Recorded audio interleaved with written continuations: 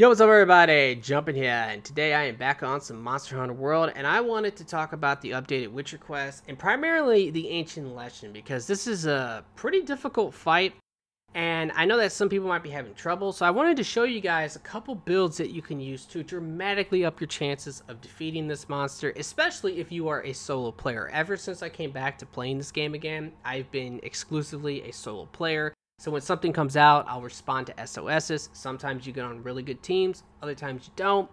But these builds will dramatically up your chances of defeating this monster and also will dramatically help your team, and that's always really nice. So let's go ahead and get started with this. Now the first build I'm going to be talking about is going to be a Dark Devourer heavy bowgun build. Now I have two versions of this build. I have a budget build, which is going to be the first build, and then I actually have a better build, which some people might not be able to actually copy just because they might not have the decorations or they don't have the equipment, because a lot of that is going to come from arch-tempered monsters.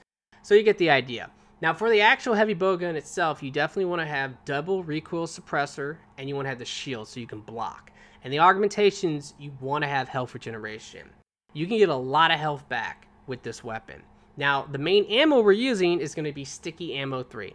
That's it. That's the primary ammo. That's exclusively really what we're going to be using against the Ancient Leshen. Now, the reason why this build is so good is because of the knockout potential. And by the way, the Dark Devourer heavy bowgun build has been my main build since I came back as a solo player, because anytime I'm going into a situation where I know the monster is difficult and that we might fail, I normally will bring this, and this will up the chance of success by a lot. And the reason for that is because of the knockout potential. You will get a ton of knockouts with this weapon if you're using sticky ammo. So I absolutely love this thing. Now let's go ahead and show off the budget build, and I'll tell you about pretty much what you want, because there's some things you want and other things you really don't need. But the main thing that you want here is you want to definitely have free element, you want to have artillery, you want to have slugger. And everything else is really up to you. I also have spare shot on the build because I'm using Xeno. That's another thing that I definitely would say you want. And I would say that having the health boost to have that extra health is really nice. Having evade extender, if you can somehow figure out a way to fit that on the build, is really nice. But this build does not have it because it's a budget build. But I went ahead and used the artillery charm on this build because I know that a lot of people might not have the artillery decorations. And instead we're using 3 knockout jewels. So I would imagine most people will have knockout jewels just because they're only rarity 6 and they're pretty common. I have, look, 49 of them, or however many I have. It's unbelievable how many of those I have. So I have a ton, and I would imagine most people will have them. I'm also using the sheath jewel for the budget build. The reason why I'm doing this is because I just feel like if you're new to heavy bowgun or you haven't actually used a build like this before, this definitely will help you out, because you can just put away your weapon and heal if you need to, and it's not so slow. That's really the biggest problem, in my opinion, with the heavy bowgun, is putting it away sometimes to heal or to try to get away. It can be kind of a nightmare. But this is the budget build. Now I'm going to show you my main build. This is pretty much my main build I've been using for the Dark Devourer. I absolutely love this build. Like I said, it's been incredible. Anytime I'm going into a fight where I'm not so confident, I'll put this on, and it is awesome. Now let's actually talk about why this is so good against the Ancient Leshen. The reason is because this thing can knock out this monster like crazy. Now I've done a lot of different hunts against this thing, and I've had hunts where everybody's using melee and we're all going crazy, and I've noticed that the only time we'll get a knockout is when we break apart. That always happens. If you break apart, you're going to get a knockout. But in terms of just getting knockouts outside of breaking apart with melee weapons, I've never seen that happen. Now maybe I could be wrong, but I've never seen that happen. So it seems like the sticky ammo is pretty much the only real way of getting knockouts. And it's crazy on how many you can actually get, because at the very end you'll get like your accommodations or your medals, whatever you want to call those things. And there's one called Dizzy Pro. That's however many knockouts a player got. And I've noticed that I will consistently get 6 to 9 knockouts. I mean, that's crazy. I've seen it actually say Dizzy Pro 9 knockouts on this monster using the Dark Devourer setup. So it is insane. And that will dramatically help your team. Anytime you get a knockout, everybody gets a ton of free damage. And for the first 3 sections of the fight especially, it will make those sections go by really quickly, and you will be able to pretty much get to the end without anybody dying, without any problems, and that's really, really cool. Now, the only problem with this setup is that if you're using the Dark Devourer, what's going to end up happening is that you're going to get a lot of knockouts, and each time you get a knockout, the Leshen is going to actually build up resistance to it. So by the time that you get to the final area where the fight gets absolutely crazy, you might be able to get 1, maybe 2 knockouts in that section. But normally what I like to do is I actually will switch to my other build, because this other build is also really good. If you're not interested in using the heavy bowgun, this other build is really nice in general. But like I said, when I'm hunting this thing, I normally will switch to this build because I know that I'm not going to get too many more knockouts at the end, because I've already gotten so many knockouts and the resistance is so high.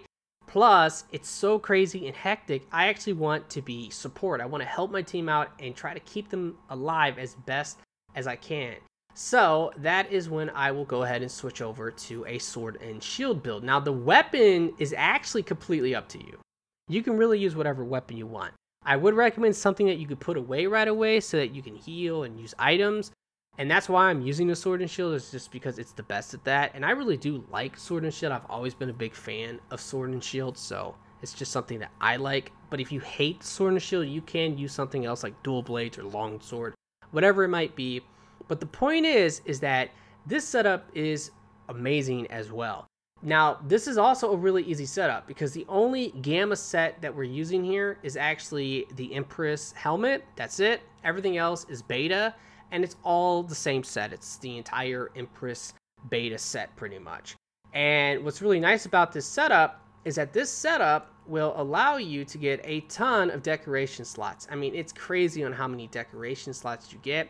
And almost everything I'm using here is pretty common. The only thing that is kind of rare, I guess, would maybe be the Mighty Jewels. So you don't really need these. It's not like the end of the world if you don't have them. But everything else is pretty common, besides also the Fungi Form Jewel. This is the other one. And you definitely want to have the Mushroom Charm for this. Now, the reason for that is because you want to get Mushroom Mancer 3.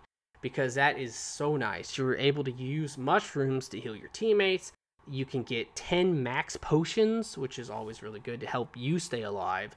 And also, you can just buff your teammates with mushrooms. You can get free Demon Drug, free Armor Skin, Dash Juice, and there's a couple other ones, like I think Health Recovery or something like that. Immunalizer, whatever that item is called. I've never used that before. But you can get that for free from mushrooms, and that is awesome. And you can bring a lot of mushrooms with you. So this is a support build.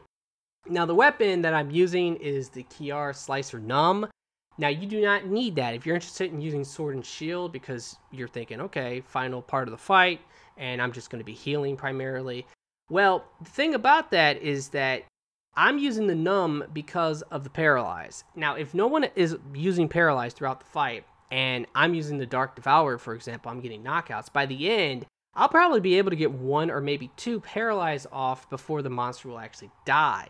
So that will also dramatically help my team if I can get some paralyzes off. And the sword and shield is incredibly good at actually getting paralyzes if you're using the sword and not the shield. So that's the main thing you have to do, is just pretty much spam your triangle attacks. But you do not need the Kiar Slicer Numb. If you do not have this, don't actually sweat. If you're interested in actually using a sword and shield with paralyze on it, there is another one that I probably think would be better for this fight than the Kiar weapon. And the reason why I say that is because it is actually a low rarity weapon. Let me go ahead and find it here for you. But here it is. Like, first off, it has 20 affinity, which is nice. It has higher paralyze, lower damage. But the Kiar weapon has critical status, so I think that the paralyze is probably better on the Kiar weapon. But the main thing about this is because it's rarity 6, you get 3 augmentation slots, meaning you can stack multiple health regeneration, affinity, whatever you want. And that will definitely help you out a lot, because the problem with my sword and shield setup is that I'm using affinity as my augmentation. It's rarity 8. That's the only one I have. I don't really want to swap it. And I feel like the fight would be a lot easier on me if I actually had health regeneration. So using this, you can easily like double stack health regeneration and maybe get 1 affinity. That would be very nice. It would be extremely, extremely nice. So Those two builds are the builds I absolutely recommend. The Dark Devourer is amazing. I think that if every single Ancient Leshen team had a Dark Devourer guy on that team, it would be incredible, just because it absolutely helps out tremendously by getting those knockouts. Remember, like I said, I've gotten 9 knockouts on that monster. That is insane. And I can average like 7 or 8 every run. So it is pretty ridiculous on how many you can actually get.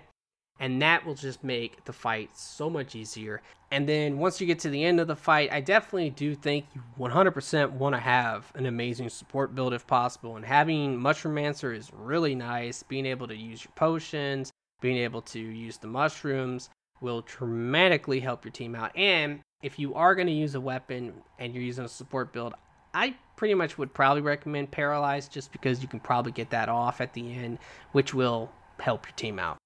Alrighty guys, so that's going to pretty much do it for the video. I wanted to make this primarily just to show you guys a couple builds that can dramatically help you. Once I started using Dark Devourer against the Ancient Leshen, it just became a joke, honestly. Like, it is amazing, and every time I've used that setup against the Ancient Leshen, I have not failed. Like, I have just not failed, because my team's been able to benefit from that so much. And then at the end, like I said, I switch over to the support build, and I'm just sitting there healing them like crazy using my mushrooms, and I might be able to get a couple paralyzes off. Yeah, it absolutely helps tremendously, so I would definitely recommend these builds if you're going against it, especially if you're having trouble, and especially if you're a solo player. Alrighty, well, I would really appreciate it if you guys could like this video for me. Be sure to subscribe for future videos, and I really do hope that everyone has a very nice day, and peace out.